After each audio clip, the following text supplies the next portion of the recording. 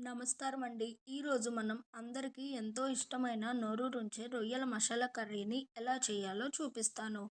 First మనమైతే దీనికోసం ముందుగా నేను తాజా రొయ్యలను తీసుకొని వాటిని నీట్‌గా క్లీన్ చేసుకొని పెట్టుకున్నాను. ఇప్పుడు ఒక బౌల్‌లోకి రొయ్యలు తీసుకొని అందులోని చిటికెడు పసుపు, తగినంత ఉప్పు, కారం మరియు ఒక చెంచా అల్లం వెల్లుల్లి పేస్ట్ వేసి బాగా కలుపుకున్నాను.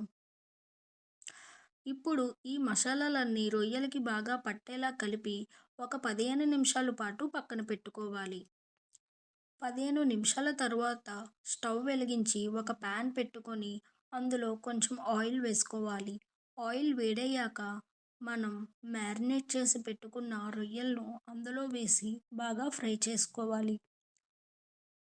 రొయ్యల్లో సహజంగానే వాటర్ ఉంటుంది కాబట్టి ఆ నీరంతా పూర్తిగా ఇంకిపోయే వరకు మనం మంటను అడ్జస్ట్ చేస్తూ వేయించుకోవాలి.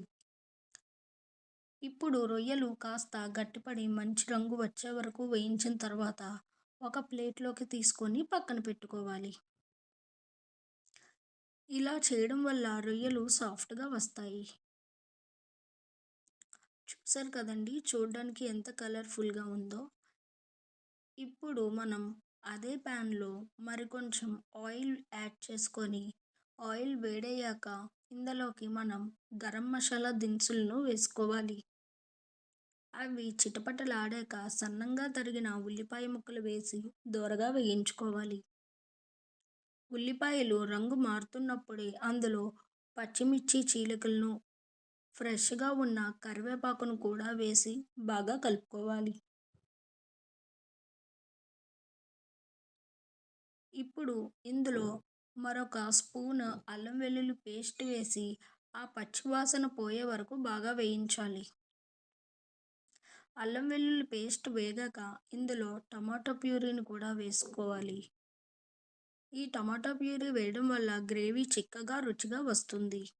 ఇప్పుడు ఇందులోకి మనం పసుపు, ఉప్పు, కారం, ధనియాల పొడి మరియు మనం ఇంట్లోనే తయారు చేసుకున్న గరం మసాలా కూడా వేసుకొని బాగా కలుపుకోవాలి. ఈ మసాలాలన్నీ నూనెలో వేగితేనే కర్రీకి అసలైన రుచి వస్తుంది.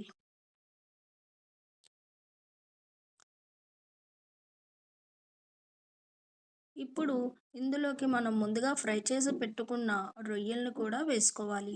నేను కొంచెం కొత్తిమీరను కూడా మధ్యలో వేసుకున్నాను.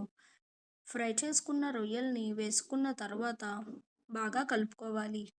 ఈ మసాలా గ్రేవీలో వేసి బాగా కలుపుకున్న తర్వాత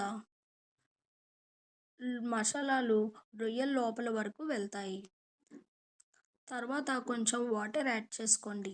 మీకు గ్రేవీ ఎక్కువగా కావాలంటే మరికొన్ని నీళ్లు పోసుకోవచ్చు. ఇప్పుడు ఈ మిశ్రమాన్ని మనం ఒక 15 నిమిషాల వరకు ఉడికించుకోవాలి.